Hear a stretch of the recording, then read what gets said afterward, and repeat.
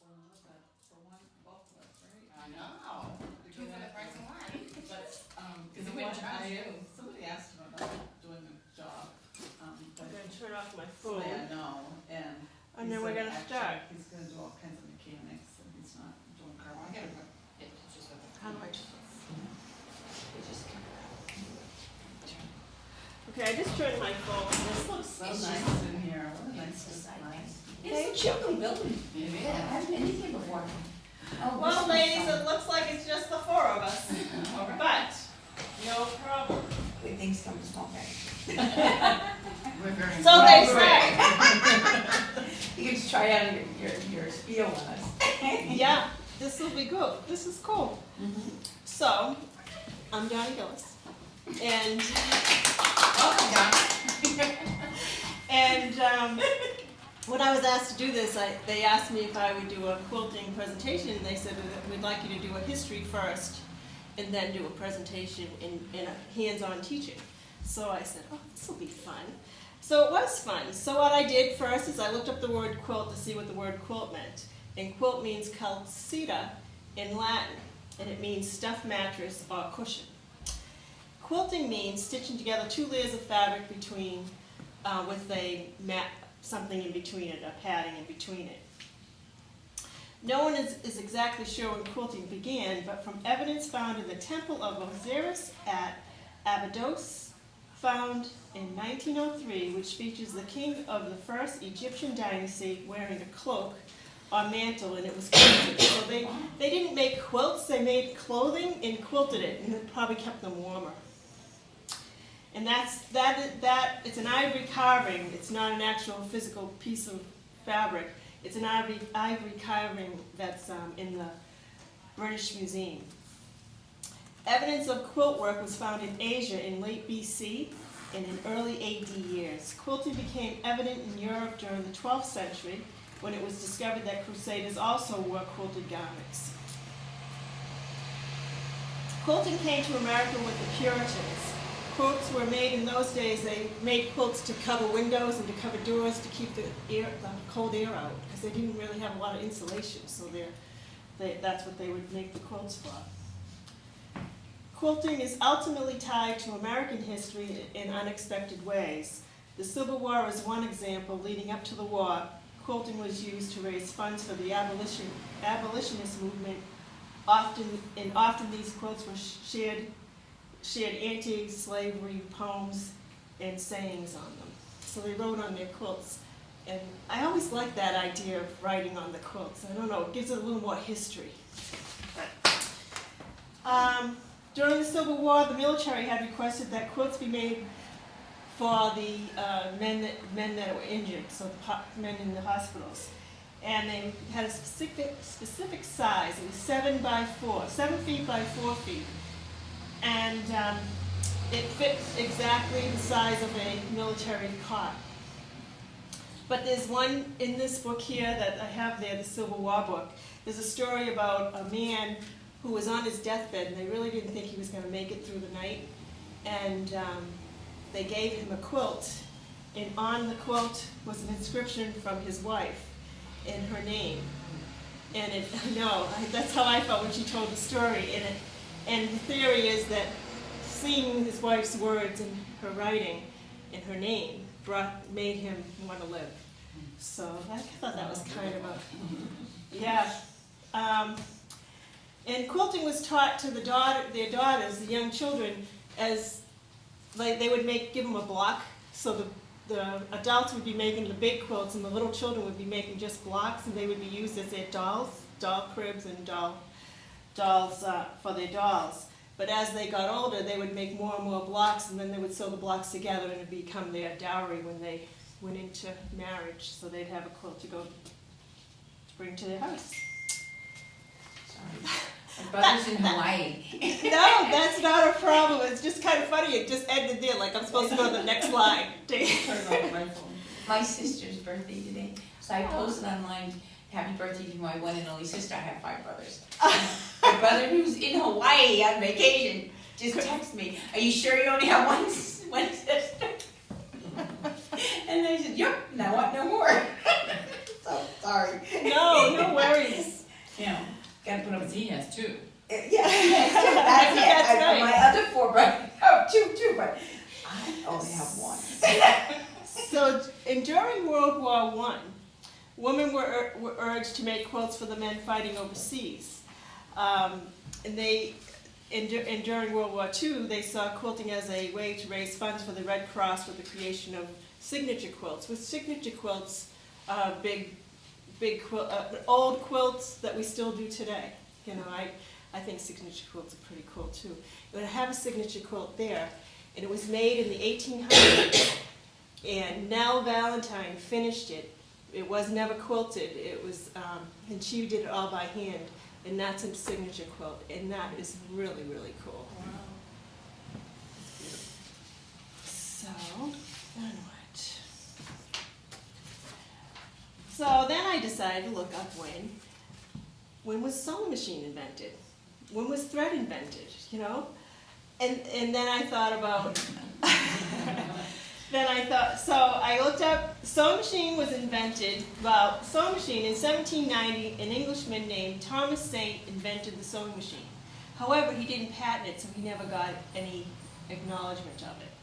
So then the sewing machine was actually invented in 1804, even though he had invented it in 1790. And it was built by the Englishman Thomas Stone and James Henderson. And a machine for embroidery was constructed by John Duncan in Scotland. An Australian tailor also invented a sewing machine in Australia in 1814. Quilting took a big leap in the 1800s when the sewing machine,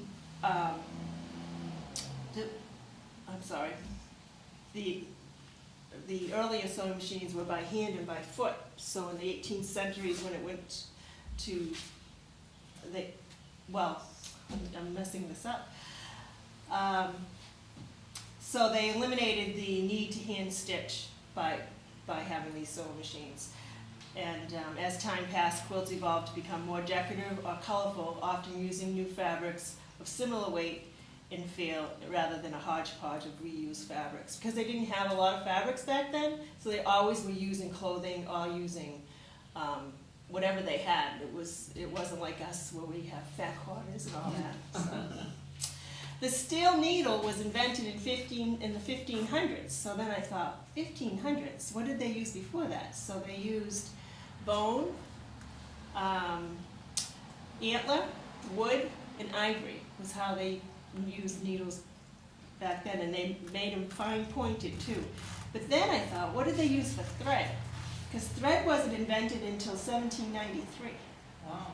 So they actually used a lot of plants, twine from plants, and they used veins from animals. And catguts, yeah. Which I thought, but they did it. So this is interesting. So fabric,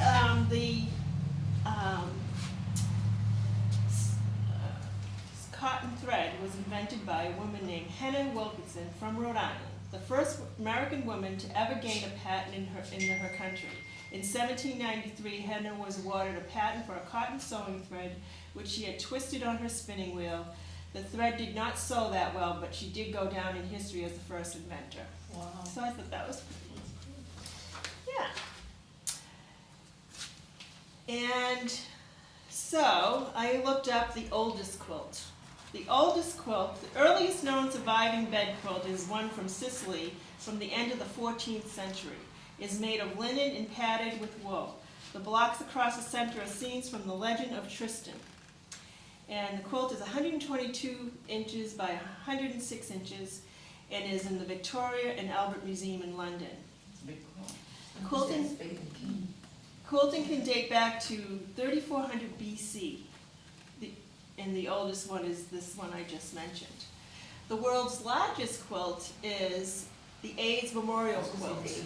Yeah, weighs 54 tons. Wow. So it's got to be the size of the common. Wow. I know it was bigger than 2 football fields. Yeah, okay, so that's a football field, so yeah. Amazing. The most expensive quilt ever sold at auction, was a Civil War era quilt known as the Reconciliation Quilt. and it sold for $264,000. Wow.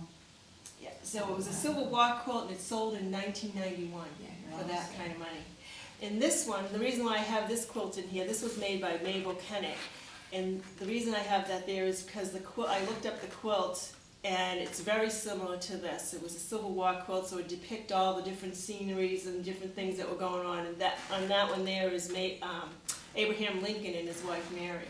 So, and that's a beautiful quilt. You can take it out after. You should have pictures of the different sections on it. Yeah.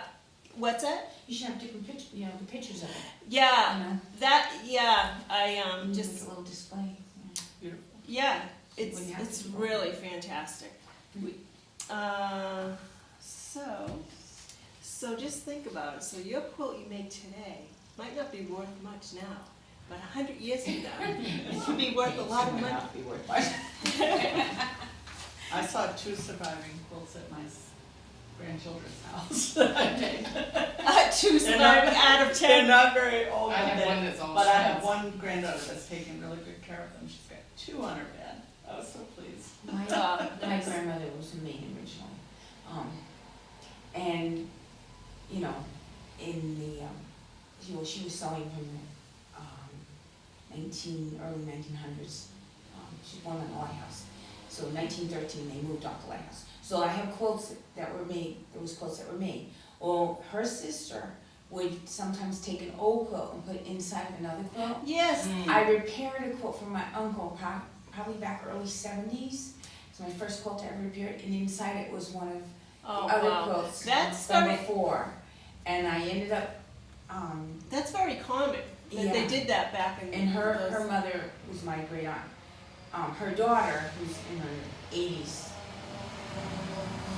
probably going on 90s now, about 10 years ago, I traded her the quilt that her mother had made for the recipe cards. But I had saved it out of this quilt that my uncle had, and just cool. repacked it. But it was very basic quilt, but it was kind of neat Yeah. to find it inside.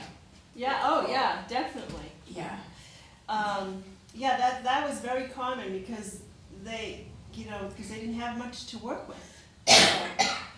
So the earlier quilts tell the history not only of American quilting, but also of the early history of the country. In 1750, whole cloth quilts became popular. Those are the quilts with whole cloth, and it's just all the quilting that's amazing. Which we never made one of those, but those are stunning. These quilts' beauty was not in the fabric, but it was in the actual quilting. Applique became popular in 1775 and peaked in popularity around 1850, but it was only the wealthy that could afford the expensive fabrics that were put on the applique quilts.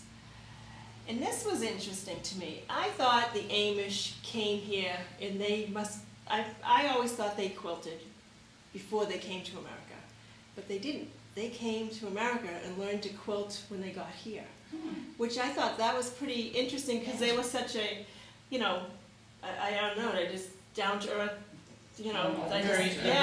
very traditional, and yeah. So that was an interesting fact to find out that they came here and learned how to quilt, and they came from Europe, and where they did quilts. So I thought that was interesting. I found this woman called Ellen Harding Baker, and she was in 1876. She made a quilt of the solar system. She was a teacher, but she loved astronomy, and so she made this quilt in 1876. It's made of wool, applique, wool braid, wool and silk embroidery. The lining is a red cotton and wool fabric, and the filling is a cotton fiber. She was born in Cincinnati, Ohio, in June 8, 1847, and married a Marion Baker of Cedar County, Iowa, on October 10th. The design of Ellen's striking and unusual resembles illustrations on astronomy books of that period. But this is it was all black and white, and it was all wool. I remember you shared that on Facebook, and I read the Oh, article, it was yeah, very interesting. yeah. Yeah. Yes, Wow. the quilt is really pretty. I mean, that's the best picture I could get of it, but if you look online, it's all wools and like silks and, And it took her quite a few years. yeah, I don't know, I must say it here because I put it on the internet. I remember thinking, wow, she's really dedicated. I made a Sudoku quilt. Did you? A what quilt? Sudoku. Oh, that is so. Oh, yeah. That is neat. Do you have that home? Somewhere. So now, I wonder, what inventions will become, what inventions are they gonna come up with for our craft? You know, it's kind of, I can't imagine, but it's, you know, something's gonna come up. Yeah, they got the long arm. Yeah. machines. They And didn't those have that practically 40 make years their, ago. those practically can go have a cup of coffee and come back and your quilt's done. Right. What else did I say? It does make one wonder where we will go from here with this art form that we enjoy so much. Let's see what story we can make that history will share. Let the sewing begin anew, whether it be by hand or by machine. Create your mark, for I am a quilter of my heart. Very nice. So now, I'm even going to teach you Mola. This is Mola. Mola is layering 2, 3, 4 fabrics together, and it's all hand done. And because this is an old craft, I wanted to teach an old craft. So I don't know how many of you, I don't know if you guys do hand work a lot, but I like hand work when I'm watching TV. I just find it relaxing. So that's why I've been doing these. And all of these are done by hand. Obviously, the machine comes in when you want to put quilting on it, or you want the bindings and all of that. But That's beautiful. yeah, Really yeah. I just So, figured out that's the alphabet. I was wondering how many they nice. so far. You know, I had seen this kind of quilting before. I'd gone to an international kind of fair, and there was some people from Southeast Asia that did the same kind of thing. And I bought them, I Yeah. bought some things, I made little quilts Yeah. up, and I kept it for years the because it African was so quilts, unusual. I love the African quilts too. That's gonna be another one of my to-do lists. I've got African fabrics and stuff. I really like the colors and Yeah. stuff. But this Mola technique was designed from a group of people on an island called the San Blas Island, and it's off of the Panama Canal in Colombia, and it's the Kuna Indians. And I brought these books if you wanted to look at these, but we're gonna go right to this. We already checked them out. We weren't. Oh, good. So, this is my Mola book. And it's funny, I consider Mola being reverse applique, Yeah. but in here the woman, she specifically says, Molas are panels of intricate looking applique which are traditionally, I want to find the part where she says it is not reverse applique. She doesn't really say it like that, she just says, you know, there's more to it than just reverse applique, is what she's getting at. But anyway, so this is where I got my idea. This, I'll show you the alphabet in here, which is spectacular, which made me want to do an alphabet. Of Do you course, sleep at night? You do so much. I She's just the play. science of sleep. I have a journal. I gave Melinda a journal. Yes, it was And a blank It's one. a blank journal. All it is it's for people that paint or write or whatever, but it's a blank journal. I give them a job lot for $5, and I draw, I write, whenever I'm thinking of something, I just do it. And sometimes I do it faithfully daily, and then there's times I haven't touched it in months. But when I do, it has drawings in it or writing in it. If I write a letter to somebody, I always write a letter in there first, and then because I kind of feel like that's our history. That's my history. Oh, wow. And, you know, history's gonna be gone someday. I have no children, so my history's probably just gonna go in the garbage. My husband says, "Oh, you go, that goes." But, be completely gone here. So look at this. Oh. This is an alphabet. You gotta really Oh, look I can at see it. it now, yep. Yeah, Oh my gosh, So- at first glance, you don't see it. yes. The eye, it looks like an eye, it takes Yeah. away Yeah. that. Yeah. This is a good place. Focus, A, yeah. B, C, Wow. yeah. And so what this is, they probably did the bottom, the red part first, in the mola with the black lettering, you know, I mean, mine's totally not like this, but like with putting in the lettering and stuff. And then they probably laid it out, and then they laid a piece of fabric on top, and they cut out so that the alphabet shows. So, My question is, did you make that before you saw the book? no, You saw the no, book and then you made that? yeah. I just wondered, Yeah, no, your brain this- works, because your brain's funky.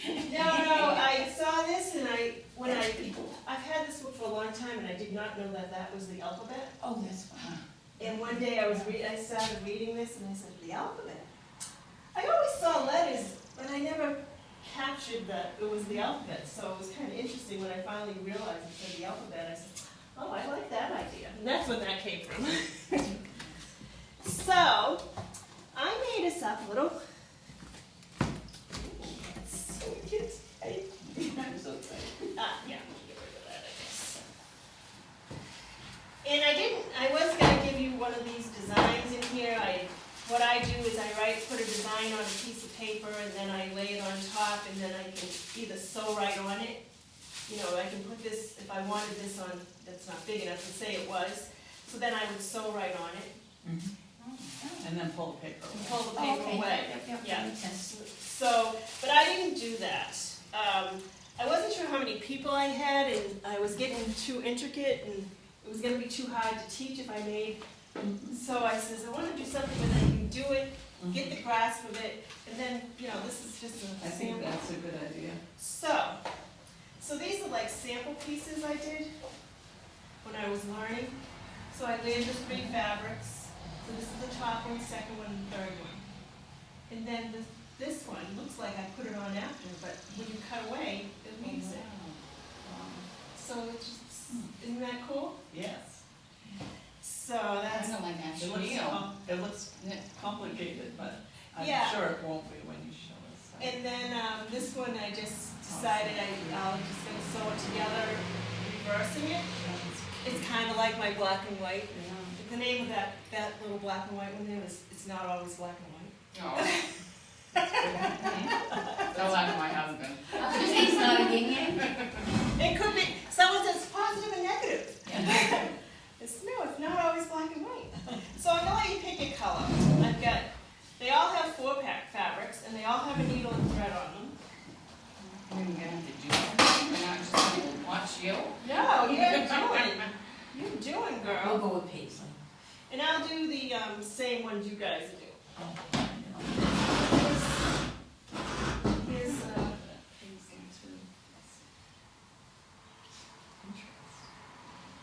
and you guys can take a few of these since. Oh, the other side's not Paisley. And you flip it over, that's fun. So Well, it's not don't gonna mind be me. You're you. gonna, Don't you're mind gonna me. start from this side because it's, that's the top.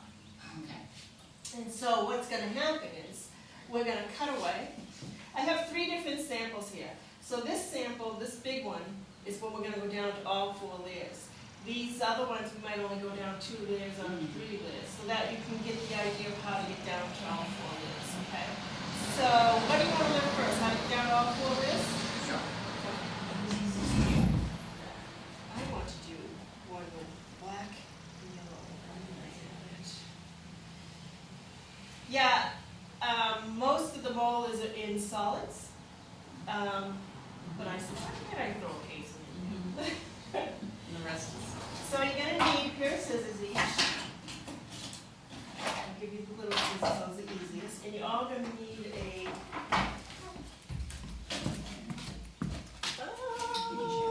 Right there. I think I can use these anyway. Sure. And you're all gonna need, don't start yet, you really start with one of these first. Oh, my favorite thing. Oh, my favorite, my friend. I don't know, which size do you like? Doesn't Size doesn't matter. Hey, something. you're being taped. Just saying. Stay appropriate. Stay appropriate to the public. Carol, you gotta watch what you're saying. Name, Ellen. Oh, this is gonna be a fun one. Back up. I'm on your side. I will back that up. We'll be watching that one. Oh. So what I did is as you can see, it's a big stitch because you're going to be taking that out. But I will tell you, some mowers, they take yarn and they make the design, they keep it on there, and then they cut away. So you can do it anyway, but I just sewed on the thing. And what we're going to do is we're going to cut right behind the line. We're going to put I only want you to poke the first fabric. Yeah, Just the first one? Just the piece. yeah, On the outer part of yeah. You can do either way, but we're going to do the outer part. We could have started the other way. Oh. And then once you get a hole, and you know you don't only have one piece of thread and one piece of cloth,